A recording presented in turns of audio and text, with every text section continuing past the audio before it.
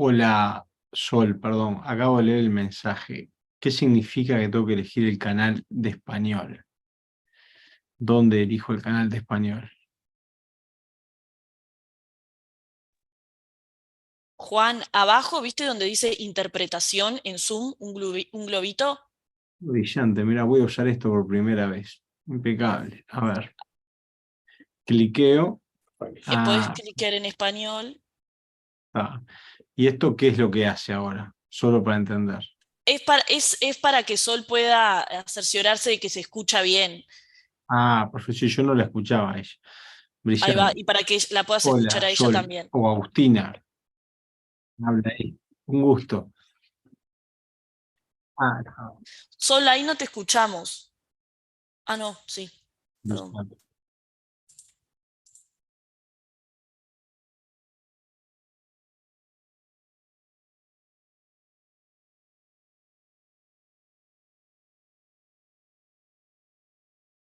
Brillante. Yo igual voy a si tenemos que contestar algo en inglés o alguna cosa, no hay problema, obviamente, la gente va a escuchar. Y, sí, sí,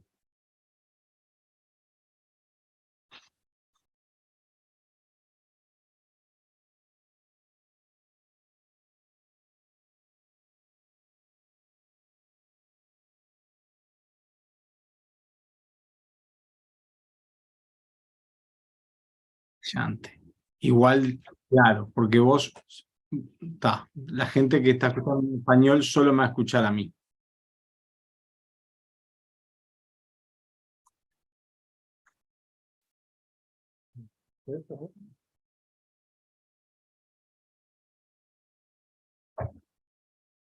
Sí, Brillante. hay un canal donde se habla español y hay un canal donde se habla Me voy inglés. a tener que controlar entonces, porque yo suelo saltar mucho de idioma a idioma, pero no, me quedo en el castellano. Voy a hacer todo. No, no, no es que me quiera ir, es que mi cerebro me traiciona, pero Rafa me pega un codazo. Este, ah, brillante. Apro- Brillante. Aprovecho para saludar a Daniela, que la veo ahí, que es la persona con quien tuvimos todos los intercambios. Este, así que nada, Hola, ¿cómo anda Juan? Un gusto verte. igualmente. Muchas gracias por estar y ustedes generosamente compartiendo la investigación. Y bueno, acá estamos finalmente en el día del webinar y esperemos que se conecten bastante gente. Bueno, impecable. Acá Estamos lo también... tenemos, Ah, bueno. a Buquet, hincha número uno acá abajo, ¿viste? Sí, lo vemos, lo vemos. Está bien. Un abrazo, ¿Cómo estás, Daniel? todo bien, por fin una actividad en una hora decente.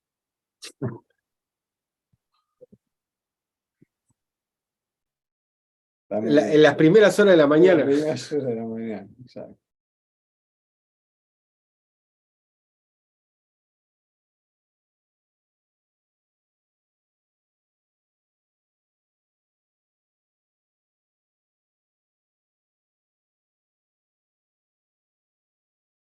Perdón, ¿a qué hora empezamos? ¿Era 12:30? ¿Esto es solo para gente en Uruguay? O no, obviamente no, porque No, esto a las 12:30 yo estaba esperando unos minutitos más, pero ya podemos ir arrancando. Ni pero treinta y cinco. la gente que está afuera no la vemos o la vas a dejar ingresar. O sea, gente del exterior. O sea, Sí, ellos nos ven por YouTube, que ah, se va a transmitir en vivo esto y nos van a dejar consultas en el chat y también se pueden conectar acá que bueno, los dejaremos entrar. ingresar a medida Ah, de que se vayan conectando. brillante. Y la última pregunta para Sol. Sí. Nosotros no te vamos a escuchar, obviamente, porque estás en otro canal. Brillante. No, no.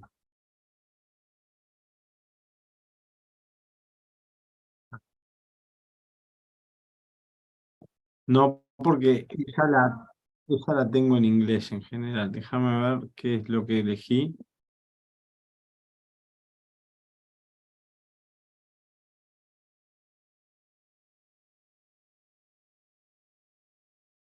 Ya no tenemos. Acá dice Spanish. Mute original audio. Mute original audio. Perfecto. Brillante. Gracias.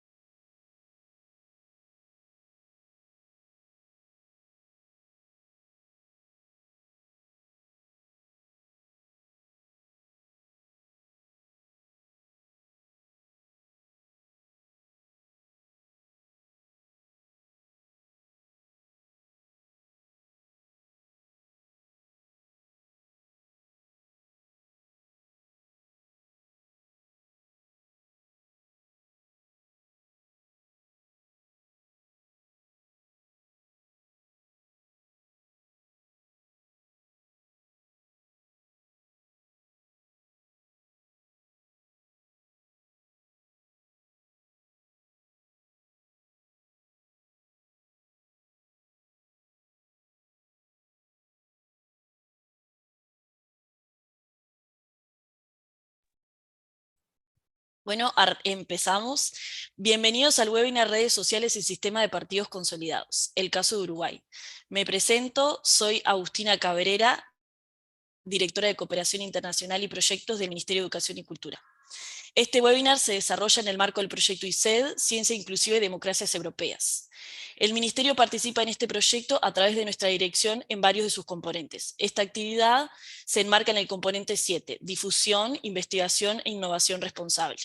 A continuación, transmitiremos un video explicativo del proyecto ICED y sus objetivos. Recordamos que contamos con servicio de traducción a través de intérprete, tanto al español como al inglés, cuya opción podrán encontrar en la barra inferior de Zoom. Asimismo, aprovecho la oportunidad para saludar a quienes nos siguen desde el canal de YouTube del Ministerio de Educación y Cultura.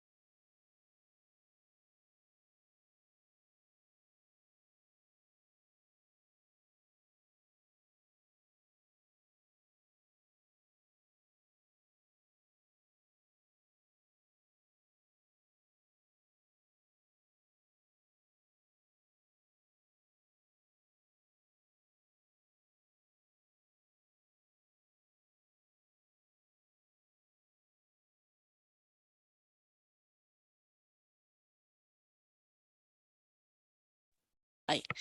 En esta oportunidad contaremos con la participación de los doctores Juan Bogliacchini y Rafael Piñeiro, quienes expondrán sobre su investigación acerca de las redes sociales y la redistribución de poder en nuestra sociedad. Juan Bogliacchini es doctor en Ciencia Política por la Universidad de Carolina del Norte de Estados Unidos y profesor de Ciencia Política en la Universidad Católica del Uruguay. Rafael Piñeiro es doctor en Ciencia Política por la Pontificia Universidad Católica de Chile y profesor de Ciencia Política en la Universidad Católica del Uruguay. Además, ambos son investigadores nivel 2 del Sistema Nacional de Investigadores de la Agencia Nacional de Investigación e Innovación. Desde ya agradecemos a los participantes y le damos la palabra a los expositores.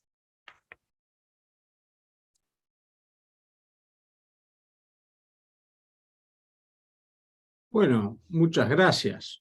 Bienvenidas y bienvenidos. Es un gusto ver caras conocidas. Déjenme, Rafa también, bienvenido, y déjenme poner la presentación para empezar.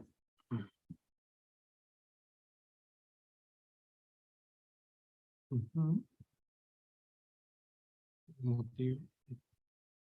Vamos de vuelta.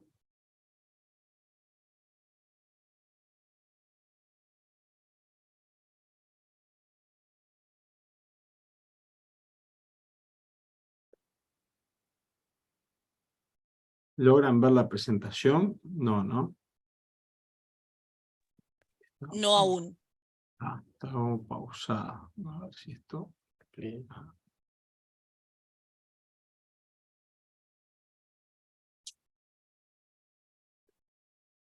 Vuelta.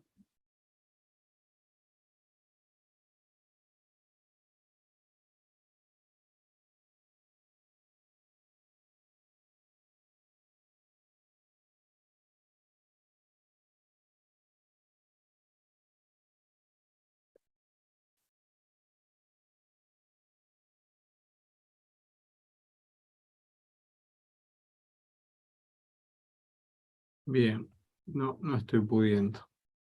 Denme un segundo. Por algún motivo la deja como pausada. ¿Es el play arriba? Sí. Sí. Pero no.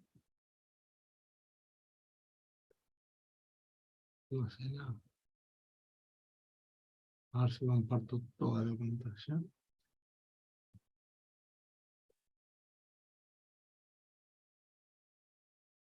Ahí sí. Ahí sí. Perfecto.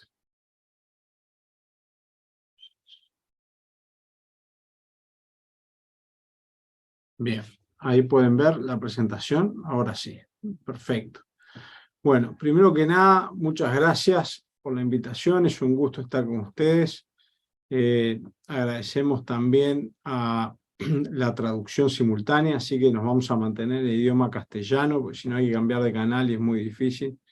Así que nos vamos a mantener aquí. La idea es presentar algunos hallazgos de nuestro libro, que salió en diciembre de 2019, diciembre de 2020, sobre las elecciones de 2019, Twitterquía, las elecciones uruguayas en Twitter, donde lo que hacemos es analizar un conjunto de comportamientos, tanto de los candidatos como de la ciudadanía en la red social, que nos permitan entender algunas dinámicas políticas particulares y entender algunas dinámicas políticas fuera de la red por algunas razones que después Rafael va a ahondar en ellas.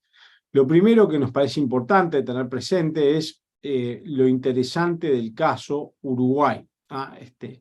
Como somos un país pequeño y pasamos realmente bajo el radar en muchas circunstancias, nosotros lo que hicimos como base de datos para el libro fue tomar todas las interacciones que hubo en Twitter en los temas que nosotros investigamos entre marzo-abril de 2019 y el día de la elección de la segunda vuelta electoral del año 2019.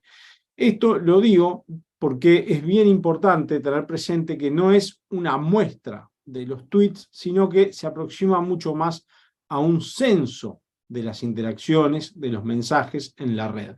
Y eso nos da mucha robustez en el análisis en relación a no tener problemas que tienen en muchos otros países cuando hacen este tipo de análisis de representatividad de los datos. Entonces, podemos estar seguros que estamos analizando el universo razonablemente completo de las interacciones en la red. Para el total del análisis tenemos alrededor de unos 3 millones de interacciones, lo cual es bien interesante como base de datos, obviamente, de distintos temas cuando actuamos en conjunto. Bien. La irrupción de las redes sociales en política. Básicamente el primer punto del libro es que rápidamente cambia en América Latina el espacio de comunicación y se mueve desde un espacio más tradicional, donde naturalmente existe la comunicación cara a cara y donde los medios de comunicación dominantes son medios de comunicación tradicionales, editorializados, a una lógica basada en las redes sociales, que es mucho más atomizada, donde no hay una mediación editorializada y donde muchas veces los candidatos y los electores, en este caso, tienen un vínculo directo y donde muchas veces los candidatos manejan ellos mismos estas redes sociales. Esto es bien interesante desde el punto de vista político porque marca una nueva arena de interacción, que no pasa a ser la única y muchas veces no es la principal, naturalmente, pero es una nueva arena y se muestra relevante. ¿Sí? ¿Cómo entran los actores en esta nueva arena? Y esto es muy importante. 2019 es la primera vez que la interacción política se mueve a las redes sociales a nivel nacional. ¿Y qué quiero decir con esto? Quiero decir que tenemos una elección nacional en 2019 donde todos los actores tienen su boliche en esta red social Twitter, además muchas veces de tenerla en Facebook y también tener interacciones en otras redes sociales. ¿Sí? Y esto es bien interesante. Por ejemplo, no todos los candidatos entran al mismo tiempo a la red, no todos los candidatos están desde el mismo tiempo en la red. Hay candidatos más jóvenes, como hoy el presidente de la Calle Pou, que hacía mucho tiempo que usaba la red y claramente tenía un dominio más dinámico de la misma, y otros candidatos como por ejemplo Guido Manini Ríos, que comienza a utilizarla incluso avanzada la primera etapa de del proceso de elección interna hacia junio de 2019.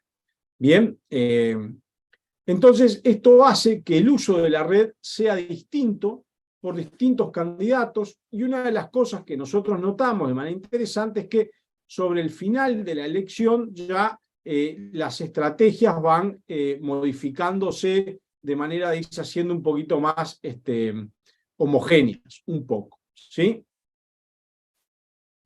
Hay un punto de lo que manejaba Juan que a mí me parece relevante, es entender cómo se reposiciona la relación entre medios, candidatos y ciudadanos, ¿no?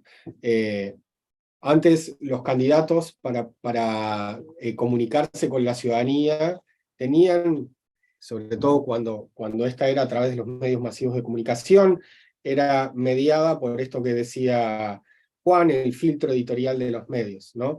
Hoy eso muchas veces cambia y, digamos, algunos autores analizan que los candidatos son los que hacen o que toman decisiones editoriales sobre el consumo de medios de los ciudadanos, ¿no? Es decir, los seguidores de determinado candidato suelen consumir, ¿no?, la información a través de redes que los actores centrales en su red determinan, ¿no? Y que por lo general suelen ser candidatos, y en las campañas electorales suelen ser los candidatos presidenciales.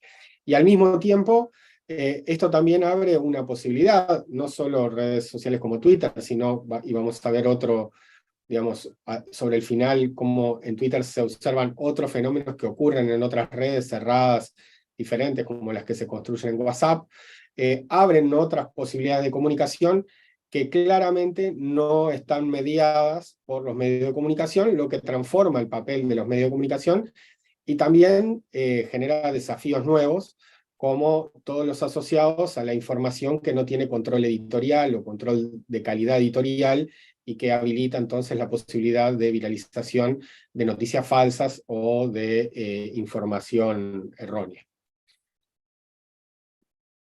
Bien, simplemente para caracterizar la red particular sobre la que hicimos el trabajo, que es Twitter, ¿sí? Nosotros no, digamos, las estimaciones más razonables que tenemos es que 1 de cada 10 uruguayos tiene su cuenta en Twitter. Eso quiere, uruguayos y uruguayas, eso no quiere decir que sean activos, ¿sí? Pero sí quiere decir que por lo menos tienen acceso a la vidriera que la red social propone, ¿sí?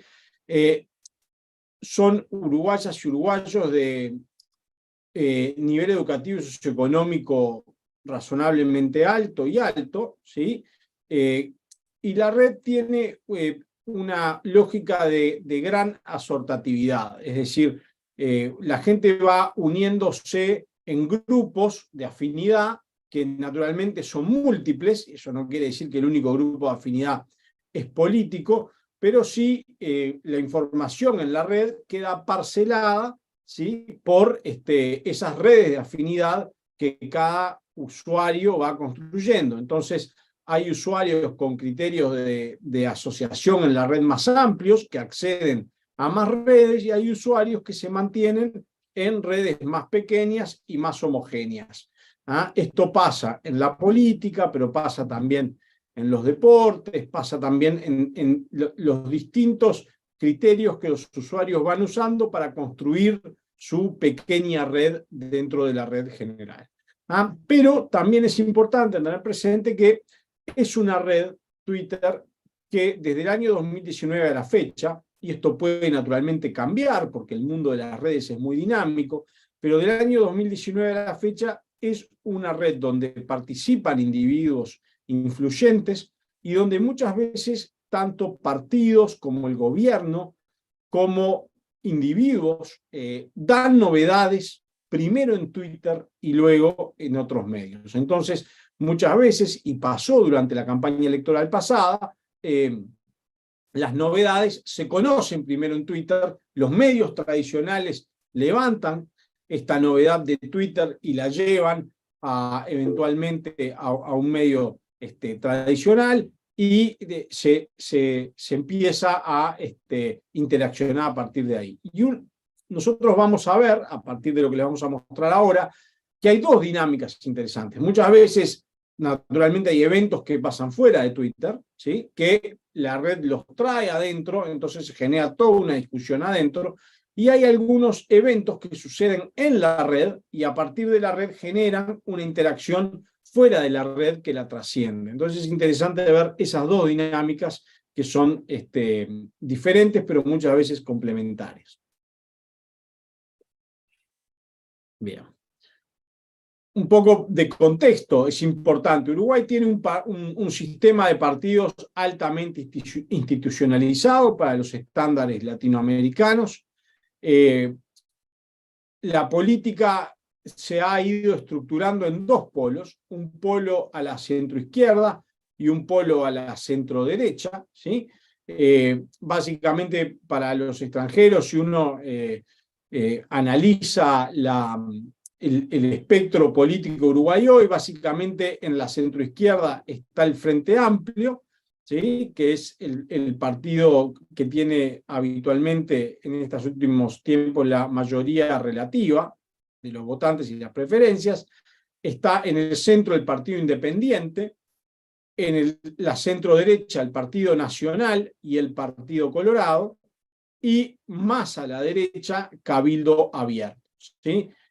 Cuando decimos que el Frente Amplio está en la centroizquierda, el Frente Amplio es un partido, pero tiene grupos que uno podría ordenarlos entre una izquierda más al centro y una izquierda más alejada del centro. Los otros 4 partidos que mencioné, Partido Independiente, Partido Nacional, Partido Colorado y Cabildo Abierto, hoy participan juntos del gobierno, en lo que se llama la coalición multicolor, pero en muchos primero participaron separados en la elección interna, participaron separados de la primera vuelta electoral, que es una vuelta de representación proporcional, ¿sí? Y participaron, dieron su apoyo al candidato del Partido Nacional, Luis Lacalle Pou, que fue quien compitió con el candidato del Frente Amplio, Daniel Martínez, en la segunda vuelta, el runoff o balotaje, ¿sí? Y a partir de ahí constituyeron una coalición de gobierno. Pero en las diapositivas que vamos a ver a continuación, cada partido está identificado individualmente. Lo que es importante es que la audiencia entienda que son partidos que estaban en el centro, en la centro-derecha, y que hoy participan del gobierno, porque hay algunas afinidades que ya vamos a ir viendo de manera interesante en este análisis que es precoalición de gobierno, ¿eh? Y eso es lo interesante de ver también en este análisis. Es importante esto de la institucionalización del sistema de partidos, porque en los sistemas de partidos institucionalizados hay bajos niveles de volatilidad y altos niveles de identificación partidaria. Suelen haber altos niveles de identificación partidaria, y una de las dimensiones de análisis que intentamos explotar es precisamente la de, bueno, tratar de identificar partidarios dentro de la red, ver sus dinámicas, y ver si alguna de las cosas que nosotros conocemos respecto a cómo funciona el sistema de partidos en Uruguay se ven reflejadas en esta red, ¿no? Y que el sistema de partidos sea institucionalizado quiere decir que esas dinámicas están asentadas, y entonces es más probable que podamos advertirlas en Twitter. Bien. En esta primera gráfica, que es más bien descriptiva, lo que nos interesa es mostrarles el proceso de tuiteo, de uso de parte de los candidatos de la red durante el proceso electoral que llevó casi un año entre enero y noviembre del año 2019. ¿Sí? Daniel Martínez, la línea verde, es el candidato del Frente Amplio. Ernesto Talvi, la línea roja, es el candidato del Partido Colorado. Guido Manini Ríos, la línea amarilla, es el candidato del Partido Cabildo Abierto. Y Luis Lacalle Pou es el candidato del Partido Nacional. ¿Sí? Son los cuatro principales candidatos que hubo en el ciclo electoral. Además, había otros partidos menores, como por ejemplo el Partido Independiente, que vamos a ver en algún caso líneas. Lo que es importante ver, ustedes van a ver que la interacción tiene dos picos claros, un pico en junio, sobre finales de junio, que es el momento donde cada partido elige el candidato que va a ir a la elección, lo que en Uruguay le llamamos la elección interna, y el segundo pico es en octubre, cuando a finales de octubre tenemos ahí la primera vuelta electoral, ¿sí? Y ahí no tenemos, en este caso, la vuelta de noviembre todavía. ¿Ah?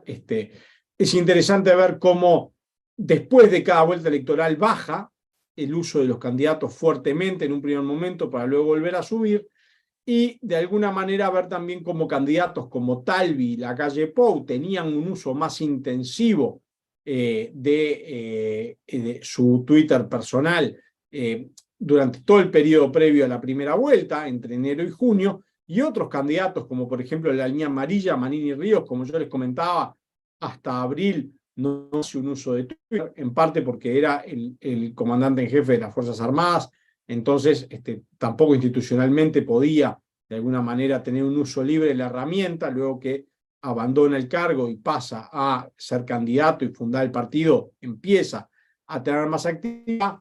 Y el candidato del Frente Amplio, Daniel Martínez, hace un uso de la herramienta muy por debajo de los candidatos blanco y colorado, hasta ya entrado el proceso más álgido de la elección hacia octubre, que es la elección nacional. Seguimos. Bien. Acá simplemente mostrarles esta gráfica, lo que intenta es que ustedes vean en el eje horizontal son retweets y en el eje vertical son respuestas, ¿sí? Básicamente, la mayoría de los tweets que todos nosotros hacemos, incluso los candidatos electorales, tienen muy bajo impacto. Esto es muy importante tenerlo presente, es muy difícil generar impacto. En parte el impacto se genera con múltiples interacciones y cultivando de alguna manera los seguidores de cada uno, ¿sí?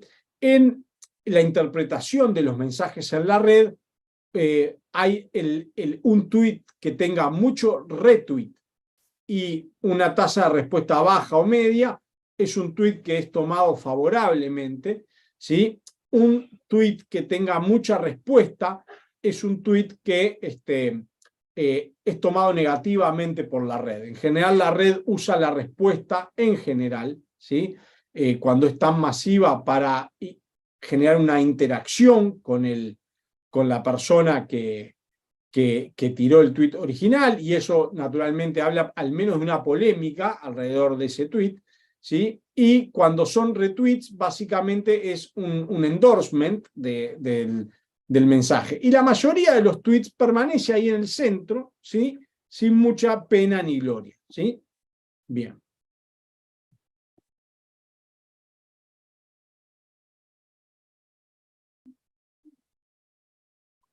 Aquí en la diapositiva anterior, si ustedes miran el tweet que tiene muchas respuestas y ningún retweet, o sea que está en el extremo superior izquierdo de la gráfica, es el tweet de arriba, que en su momento fue hecho por el hoy ministro de Trabajo y en su momento candidato del Partido Independiente, Pablo Mieres, ¿sí?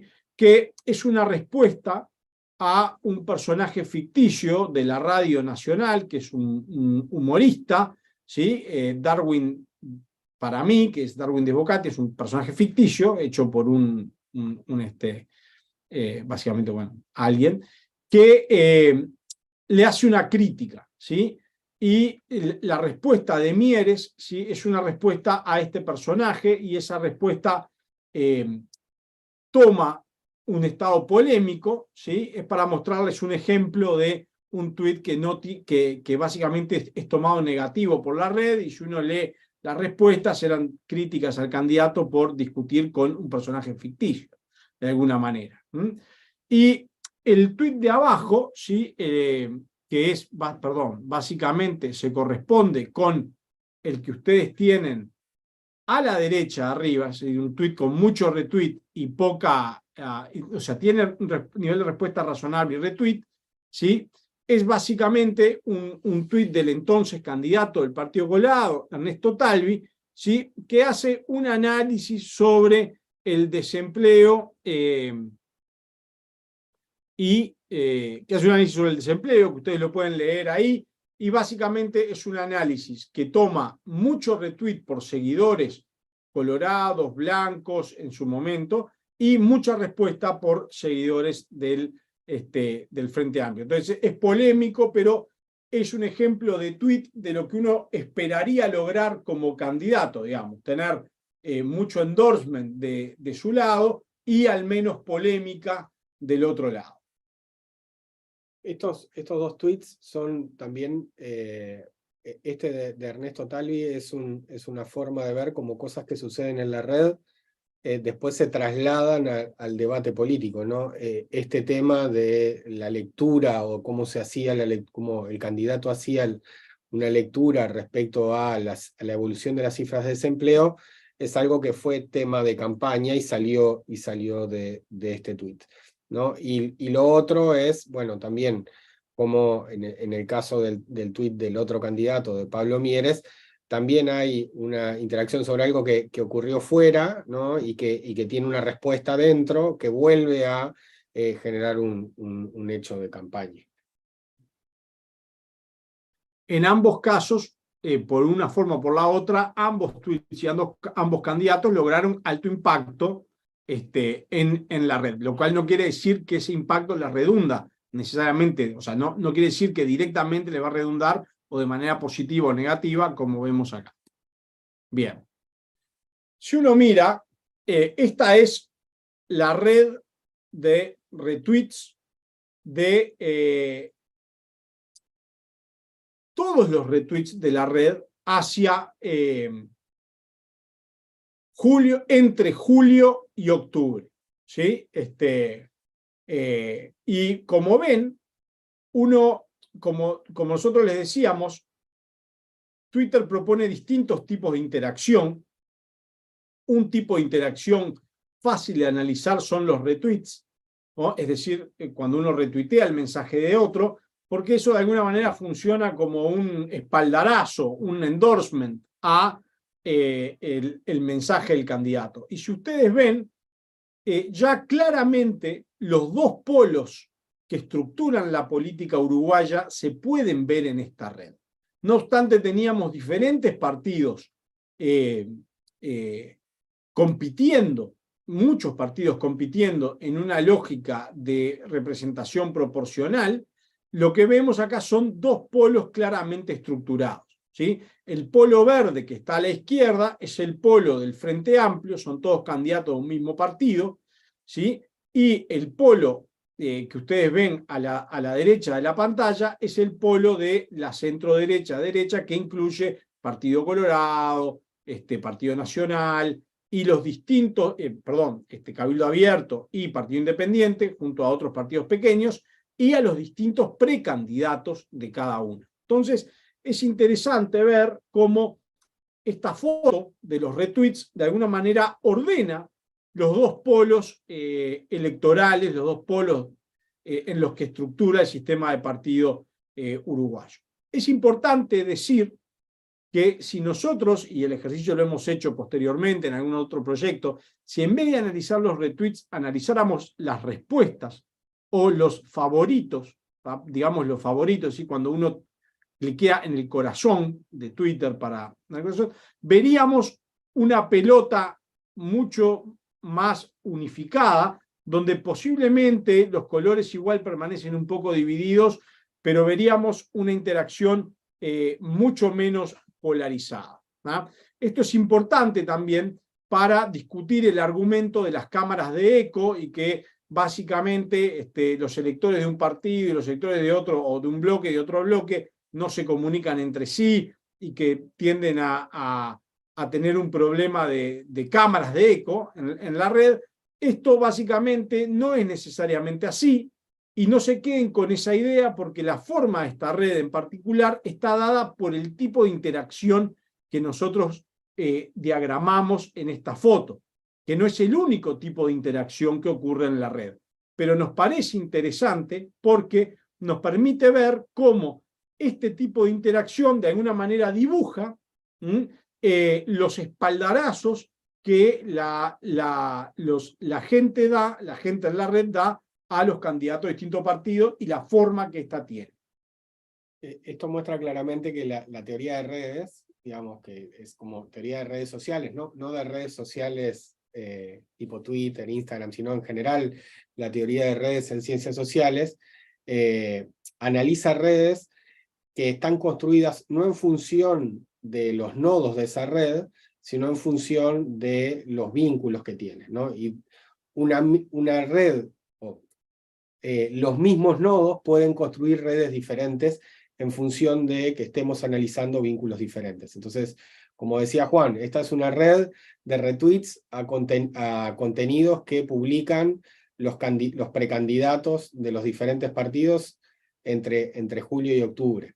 Si graficáramos una red de favoritos, ¿no? Si uno está vinculado con ese tweet porque le da un like, bueno, esa red sería diferente. Y es interesante entender esto porque las formas de interacción no son únicas en Twitter, ¿no? Uno puede tener respuestas, puede tener likes y puede tener favoritos. Cuando estamos viendo las redes de retweets, las redes de retweets parecen ideales para tratar de entender cómo esto se divide en estos dos polos o bloques que son los polos y bloques en que se estructura el sistema de partidos uruguayo, como decía Juan.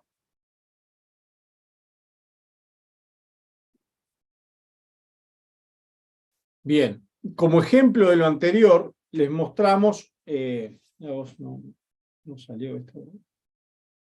Les mostramos esta red. Esta red también es de retweets, pero es la red en respuesta a la noticia de la enfermedad del entonces presidente de la República, el doctor Tabaré Vázquez, que en el medio de la campaña electoral surge la noticia de que tiene un cáncer, ¿sí? Entonces, incluso observando retweets, como de la misma manera que en el gráfico anterior, podemos ver que acá se modifica la interacción y ya no hay dos polos, sino que hay un apoyo conjunto al entonces presidente, o sea, a la noticia, digamos. Básicamente lo que tenemos acá es, este es un análisis de hashtags y keywords, ¿tá? O sea, de palabras clave y de hashtags, y lo que podemos ver, ahora vamos a ver que en otros casos también podemos reproducir una red de dos polos. Acá vemos que aquí no hay dos polos, ¿sí? Aquí hay un solo polo, entonces es interesante ver cómo es un ejemplo, en este caso, de no polarización afectiva, naturalmente, y de una interacción diferente de los mismos usuarios en la red en relación a una noticia que no tiene un tinte electoral, sino que tiene un tinte, en este caso, de la salud del expresidente.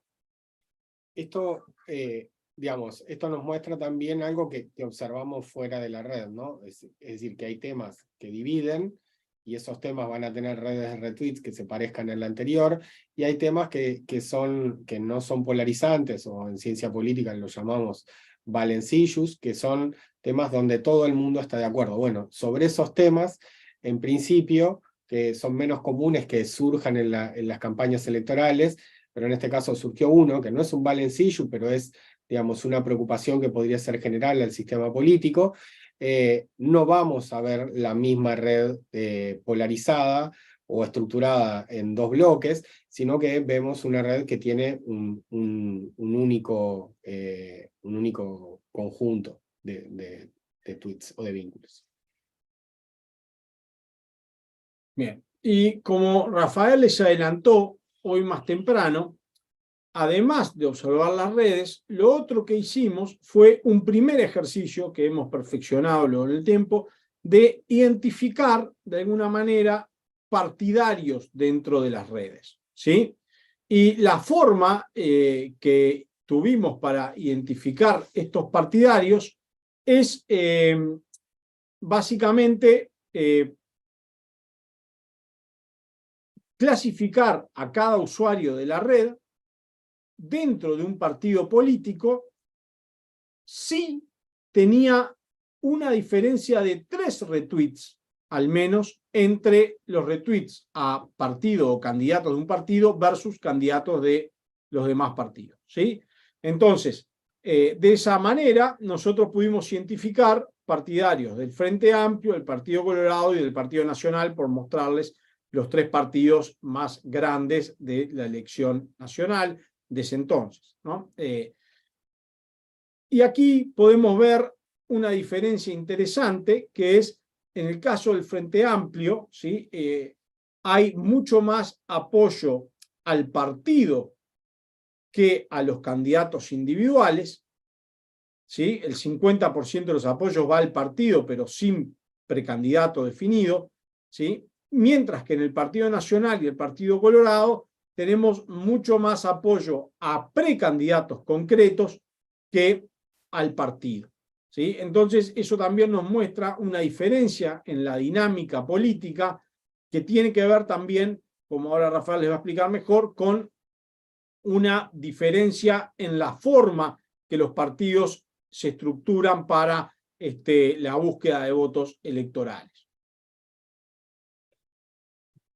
Sí, no, digamos, de vuelta, en esta lógica de tratar de ver cosas que conocemos de fuera o que han sido analizadas fuera de la red, y ver cómo esto se observa o no en Twitter y en las interacciones en Twitter, Bueno, esto de lo que hablaba Juan respecto a cómo es la adhesión a candidatos dentro de los diferentes partidos, nos da una idea también similar a la percepción que existe de cuál es la forma de adhesión de los votantes a los diferentes partidos, ¿no? En los partidos tradicionales, la adhesión está mucho más estructurada a una adhesión fraccional fuerte que está por lo general representada por un candidato, ¿no? Es decir, Luis Lacalle Pou es el candidato que está asociado a una fracción claramente, y en el caso del Frente Amplio, si bien hay adhesiones a los candidatos, hay un paquete de gente que retuitea contenidos de diferentes candidatos del Frente Amplio, y entonces, bueno, uno podría pensar que su adhesión al partido no es una adhesión que está tan vinculada a un candidato o a un jefe de fracción. Hay que ver también cómo esto evoluciona, ¿no? Porque perfectamente el Frente Amplio puede empezar a parecerse con el tiempo a las dinámicas que en la actualidad tiene el Partido Colorado y el Partido Nacional. Bien, y entonces, dado que tenemos este apoyo a partidos, pero dentro de partidos, apoyo a candidatos, lo otro que pudimos hacer, que nos pareció muy interesante, es intentar ver cómo los partidarios, es decir, la gente, los usuarios de Twitter, que estuvieron activos en la elección interna de cada partido, permanecen activos o no, ¿sí?, en la elección nacional de octubre. Entonces, es interesante ver, ¿no? Si ustedes miran esta gráfica, ¿no?, la columna que está a la izquierda es la columna de lo que sucedió en el periodo hasta la elección interna, y la columna de la derecha es lo que sucedió en el periodo entre la elección interna y la primera vuelta de la elección nacional en octubre. Entonces, lo interesante, acá estamos mirando únicamente partidos, es ver cómo hubo naturalmente, por ejemplo, en el Grupo Verde, que es el Frente Amplio,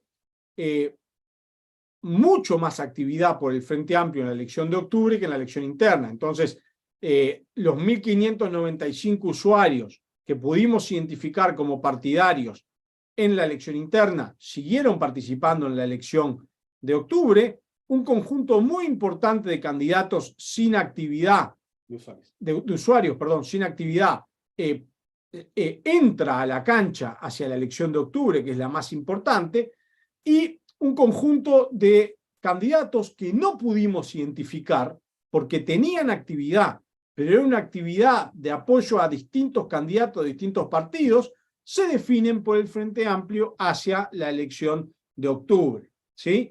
Y lo mismo, la misma dinámica, pueden verla ustedes en el bloque azul, que es el del Partido Nacional, el bloque rojo, que es el del Partido Colorado, y bueno, y luego, naturalmente, bloques mucho más chiquitos que son de Cabildo Abierto, Partido Independiente y Partido de la Gente, porque en ese momento tenían también mucho menos interacción en Twitter, o al menos era más difícil identificarlos como partidarios, ¿sí?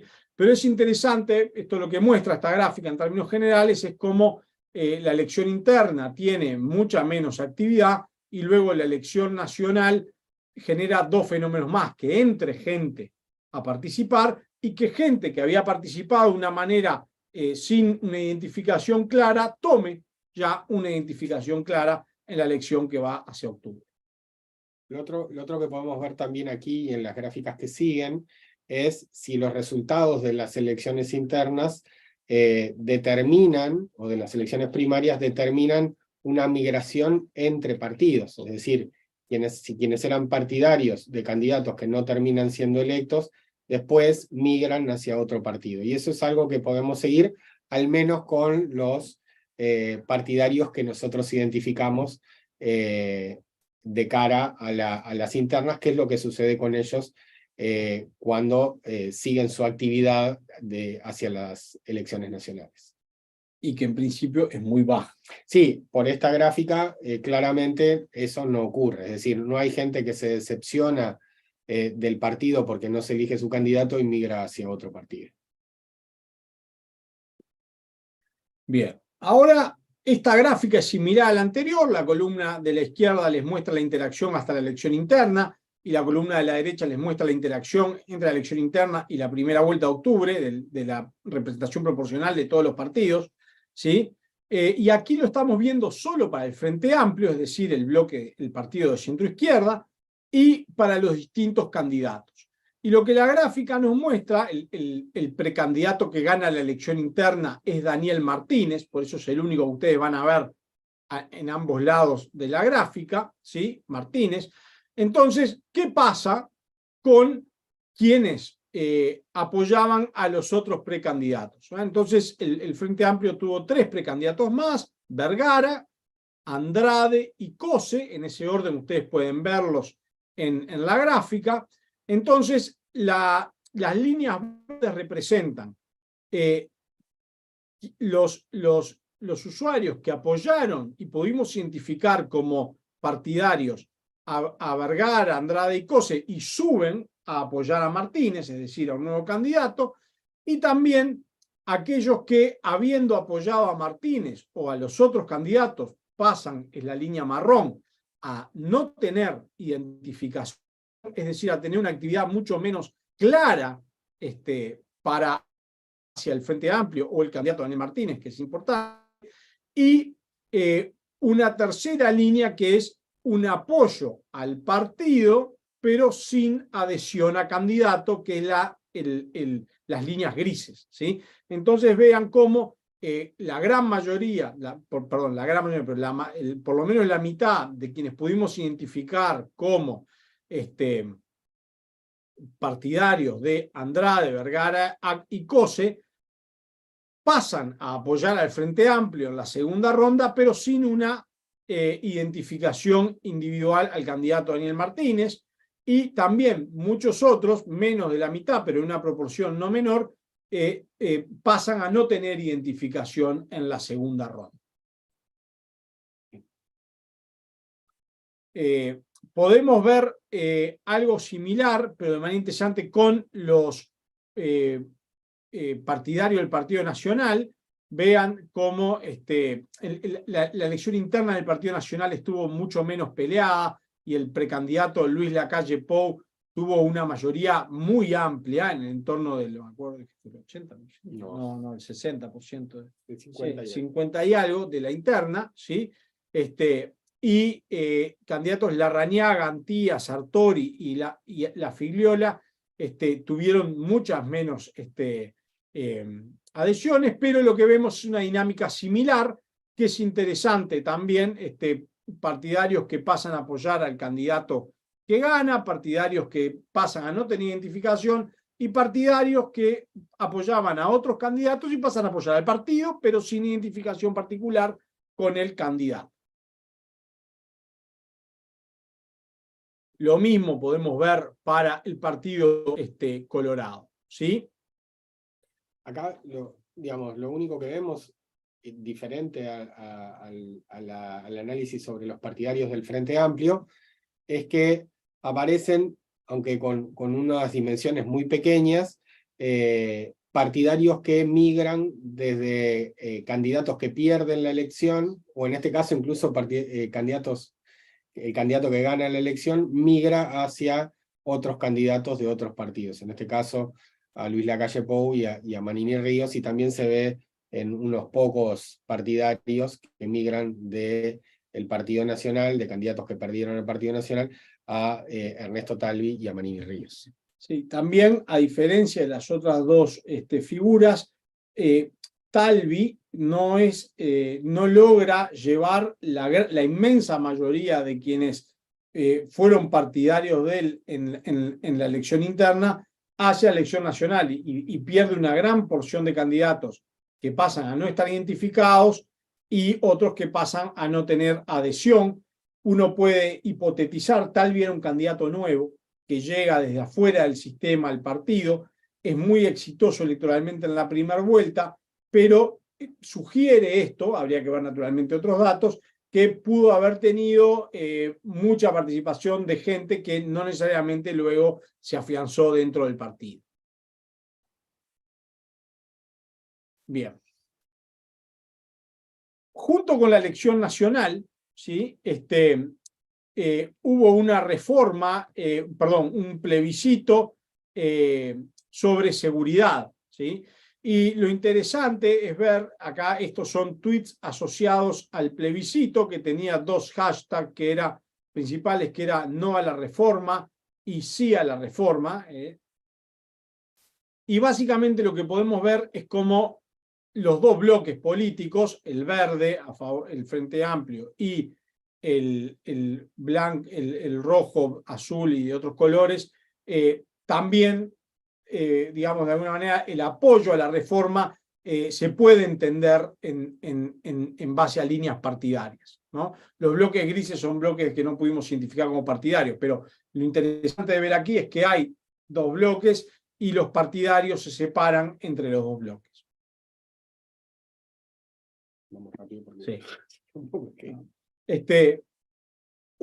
Esta gráfica nos muestra algo también interesante, que es cómo se comporta la gente en términos de las redes políticas que va armando. ¿Ah? La alternativa fue una opción, ¿sí?, de coalición política que no se consolidó. Digamos, fue una iniciativa del Partido Independiente con otros grupejos políticos antes de la elección interna, ¿sí?, que intentó formar un bloque un poco más amplio, ¿sí?, liderado por el hoy ministro de Trabajo, Pablo Mieres. Esa iniciativa tuvo un periodo donde funcionó, pero posteriormente se desarmó. Entonces, la red que ustedes ven a la izquierda es una red de retweets sobre distintos temas en que este nuevo grupo político que no se consolidó en la alternativa tenía una voz conjunta, ¿sí?, con grupejos del Partido Nacional, del Partido Colorado, ¿sí?, y la red que está a la derecha les muestra interacciones de esas mismas personas una vez que se desarma el grupo. Entonces, es interesante ver cómo también la red es viva, ¿no?, y las interacciones de las personas, cuando los políticos guían cierta unidad, tienden a juntarse, cuando los políticos se separan, también tienden a separarse las redes de interacciones. Seguimos. Bien. Básicamente aquí vemos un efecto, les vamos a mostrar un efecto que en las redes se conoce como el efecto ancla, que es básicamente tomar nueva información fuertemente sesgada por previa información que yo tengo, ¿tá? Acá fue un conflicto, renuncié a Moreira, fue un conflicto que tuvo ese hashtag sobre alrededor del entonces intendente del departamento de Colonia, un gobernador regional, que tuvo ahí un problema asociado a básicamente un conflicto dentro de la intendencia, un conflicto que pasó a nivel nacional, y lo que vemos también es cómo las posiciones en la red están fuertemente alineadas por bloques partidarios. En este caso era un supuesto problema de distribución de becas asociado a influencia política, y lo que vemos es que de alguna manera que lo inculpaba en el momento. Esto es tomado en tiempo real, nosotros acá no estamos viendo el final de la historia, pero sí el primer momento de la historia. Entonces vemos como el bloque más grande es un bloque del partido que no está involucrado, que es el Frente Amplio, y el bloque más chico es el bloque del partido que sí está involucrado, que es el Partido Nacional. Acá esto sucede durante la elección. Fíjense cómo los colorados de alguna manera participan en los dos bloques, digamos, algo que no los toca porque no hay un candidato propio, y tienen, es un evento potencialmente asociado a un tema de clientelismo o corrupción, y entonces hay una separación en los partidarios colorados, pero no así en los partidarios del Partido Nacional. El bloque es más chico, quiere decir que hay mucha gente en el bloque del Partido Nacional que se llamó a silencio, ¿no?, ante el evento. Esto último que decía Juan también es algo que nosotros notamos al observar diferentes temas de campaña, ¿no? Cuando los temas favorecen a una parte del espectro político, esa parte del espectro político se enciende y tiene muchas interacciones y el otro tiende a apagarse, y viceversa, ¿no? Entonces vemos temas en donde diferentes sectores de la red se prende y logran mucha interacción y mucha conversación, y otros donde y en el otro bloque la conversación es bastante más acotada. Perfecto. También otro sesgo que podemos ver en la red es lo que le llamamos el sesgo de confirmación, ¿sí? Se da claramente, podemos ver acá tenemos dos debates presidenciales, la gráfica de la derecha es el debate de primera ronda entre el candidato del Frente Amplio y el candidato del Partido Nacional, y el segundo es el de segunda ronda también entre el candidato del Frente Amplio y el candidato del Partido Nacional, cómo en realidad los partidarios se alinean con sus candidatos, uno podría decir independientemente de los resultados del debate, ¿no? En un debate que transcurre sin eventos imprevistos, digamos, ¿no? Pero acá tenemos de vuelta un evento claramente político, donde estamos discutiendo ideas políticas, acciones políticas, y los partidarios de la red claramente acá muestran los dos polos.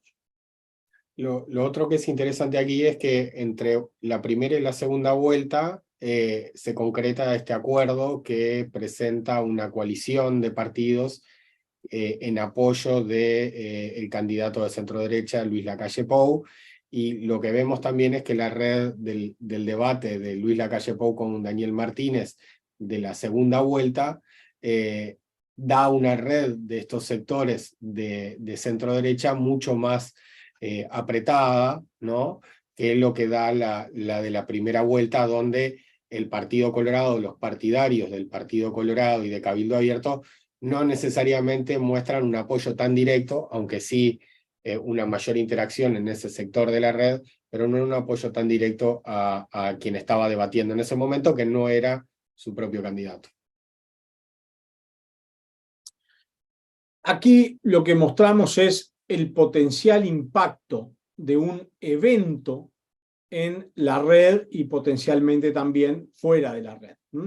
Esto es un evento que es llevado adelante por el partido Cabildo Abierto en el último momento antes de la segunda vuelta electoral. Como ustedes ven aquí en la gráfica, ya estamos hablando de noviembre, ¿sí? El momento entre la primera y segunda vuelta. Les mostramos estos dos candidatos ya no están en la carrera política, están apoyando al candidato del Partido Nacional, Luis Lacalle Pou. Les mostramos el tuiteo de Talvi, que es el candidato del Partido Colorado, como referencia, ¿sí? Los tweets que mencionan a Talvi. Perdón, gracias. Son los tweets que mencionan al candidato Talvi y los tweets que mencionan a Manini Ríos, que es el candidato de Cabildo Abierto. Entonces, 2 días antes de la veda política, en el límite de la veda política, el partido Cabildo Abierto saca un video fuera de la red, pero luego trae a la red el video muy con una posición muy fuerte respecto a apoyar al candidato del Partido Nacional y criticando al Frente Amplio y a los gobiernos anteriores del Frente Amplio, ¿sí? Y lo que nos permite ver esta gráfica es el impacto brutal que tiene en la red este video y tal vez en la intención de voto, pero eso ya no podemos saberlo. Pusimos aquí los tweets de Talvi o los tweets que hacen referencia a Talvi para ver cómo en realidad para poder comparar lo que ocurre con un candidato que no estaba en la segunda vuelta y no estaba involucrado en el tema específico de este video versus los tweets que mencionaban a Manini Ríos, que sí era el involucrado, ¿no? Y esto es día por día. Ustedes ven cómo es a partir del día que se realiza el video donde estas interacciones se explotan, ¿no? Estas interacciones se explotan en parte porque hay algunos usuarios de Twitter que denuncian este video como un video que está fuera del momento en que se permiten expresiones políticas, y otros que también lo difunden. Bien. Esto es simplemente la red que muestra la misma interacción. Y que va en la línea de lo que les decía antes. Buena parte de la interacción en la red es la interacción que ocurre entre los partidarios de Daniel Martínez, mucho más que lo que ocurre entre los partidarios de Luis Lacalle Pou en ese momento. Bien, muchas gracias. Si quien quiera el libro lo puede conseguir en Amazon en su versión Kindle o en Uruguay en las librerías. Esperamos que hayan disfrutado y quedamos abiertos. No sé si va a haber una ida y vuelta de preguntas o no. Quedamos a disposición de todos ustedes. Perfecto. Sí, bueno, muchas gracias Juan y Rafael por la presentación, estuvo muy interesante. Abrimos ahora sí un espacio de preguntas y comentarios y a aquellos interesados en participar agradecemos que levanten la mano desde sus dispositivos. También por YouTube nos pueden dejar más consultas en el chat. Mientras cada uno va haciendo o pensando sus consultas, les hago llegar dos que ya nos han puesto a lo largo de la presentación en el chat de YouTube. La primera es de Horacio, que consulta si es posible estimar en qué grado afectan las discusiones en Twitter sobre la intención de voto en la ciudadanía.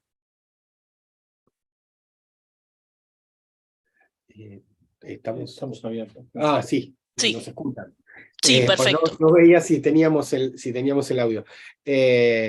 No, en realidad lo que nos permite, o sea, este trabajo va en la línea de ver cuánto de las estructuras que existen, de las estructuras políticas que conocemos que existen en Uruguay, se pueden observar en Twitter. Lo que nos da la pauta este trabajo es que eso sí, muchas cosas se reflejan. Ahora es muy difícil poder estimar un parámetro poblacional a partir de lo que nosotros observamos en una red que tiene unos sesgos de participación muy particulares, ¿no? Como decía Juan al inicio, es gente de alto nivel socioeconómico, por lo general interesados en política, que no son representativos de la población en general. De cualquier manera, como estas personas tienen una característica particular, nos permite seguir de una manera específica el debate político y las características que tiene el debate político, en este caso entre partidos y entre candidatos, porque ahí hay buena parte de la gente que mueve la conversación política en el país. Ahora, eso, de vuelta, no nos permite estimar, por ejemplo, parámetros poblacionales como puede ser la intención de voto por un partido. Nos permite ver patrones de comportamiento, tanto de los políticos en las redes como en la interacción con sus seguidores o con el ciudadano común, pero como dice Rafael, no nos permite hacer una inferencia estadística y decir, bueno, esto es lo que sucede en el conjunto de la población. Perfecto, muchas gracias. Nos escriben más mensajes en YouTube, ponen muchas gracias por la presentación. Twitter parece fortalecer la polarización, ¿es así? Bueno, hay un debate sobre esto. La literatura tuvo dos momentos, ¿sí? A ver, hay dos polarizaciones. Uno pensaría, una cosa es la polarización política, que esa es buena para la democracia. Es importante que haya distintas alternativas y que haya un debate, ¿sí? Si no viéramos ninguna polarización, sería preocupante. Quiere decir que o todos los uruguayos estamos de acuerdo en todo, o los partidos no están vehiculizando las demandas sociales de manera efectiva, ¿sí? Hay otra polarización, que es la que preocupa cuando la gente hace esta pregunta, que es la polarización afectiva, básicamente, que es si a todo lo que el candidato del partido A va a decir, los seguidores del partido B se van a oponer, no importa qué sea, e incluso van a pasar a agresiones o descalificaciones de tipo individual. Aquí la evidencia no es clara que la red genere mayor polarización afectiva. Naturalmente es un nuevo patrón de interacción y es un patrón de interacción más fluido. Entonces, en la medida que el patrón de interacción es más fluido, ¿sí? Vamos a ver de alguna manera más señales de todo tipo, incluyendo polarización afectiva. Pero para ponerles un ejemplo sencillo, ustedes pudieron ver, si leyeron las noticias hoy, que en el día de ayer, por ejemplo, el candidato, José Mujica viajó a Argentina y fue insultado por partidarios de la noticia, decía partidario del candidato Milei. Bueno, de alguna manera tenemos este tipo de polarización e interacción fuera de las redes sociales. Entonces, mi respuesta es que no es claro que las redes generen mayores niveles de polarización afectiva. Sí generan interacciones más rápidas. Y en la rapidez de la interacción puede haber ahí también algunos otros elementos que nosotros tengamos que estudiar un poco más. Hay otra cosa con respecto a esto que nosotros analizamos en el libro, que es el tipo de contenidos de los tweets, sobre todo en términos de si son positivos, negativos, ¿no? Y lo que sí existe es una cierta dinámica de qué tweets son los más exitosos, ¿no? Y entonces muchas veces eso puede llevar a generar estímulos también en los políticos respecto a tener posteos de determinada naturaleza que puedan eventualmente ser más polarizantes, porque esos posteos son los que reciben, o dentro de sus partidarios son los que reciben o tienen mucho más ecos, porque logran o más favoritos o más retweets, y entonces eso puede estimular una lógica de posteo en algunos actores políticos que estén más asociadas a tener esos contenidos que sean más polarizantes. Muchas gracias. Sí, estoy. Otra consulta que nos hacen en YouTube, si las redes sociales contribuyen a un debate más fundamentado. Nosotros no tenemos, o sea, no estudiamos eso. Sí. Y ahí no podemos decirlo. Sí, Sí. obviamente circula más información, pero al mismo tiempo circula a veces información que es no curada, y entonces hay desinformación y hay directamente estrategias de noticias falsas. Entonces, bueno, por un lado sí aumenta la posibilidad de accountability asociado a mayor difusión de información. Esta lógica de la ausencia de control editorial también permite que los candidatos no estén mediados por los medios, de la redundancia, pero de vuelta, hay como un lado B de eso, que es todo este problema de las noticias falsas. Claro. Y de la desinformación, que precisamente es también producto de esta estructura de comunicación. Aquí, naturalmente, de nuevo, un aspecto que es muy importante es cómo cada individuo va construyendo su interacción en la red. Entonces, uno podría decir por el lado positivo, bueno, sí, es posible, si uno tiene un portafolio de gente que sigue interesante, informada y con actividad en la red, es posible participar de algunos debates bien atractivos que ocurren en la red. Pero también ocurre lo otro que dice Rafael, Claro. digamos, uno queda más expuesto siempre a desinformación. Bien, muchas gracias. Ahora les transmito una consulta mía, que es si tienen pensado el año que viene hacer una investigación semejante, dado que se viene el nuevo año electoral.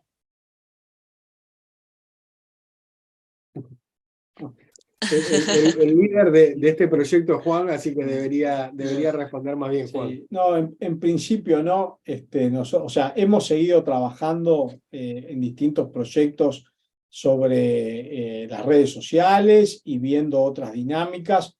Nosotros tenemos un interés básicamente académico en esto de intentar conocer comportamiento, pero no necesariamente un interés asociado a seguir una campaña electoral. Entonces, no es claro que lo vayamos a hacer. No quiero decir que no ya, porque luego aparecemos con un libro nuevo y dice cómo va a pasar.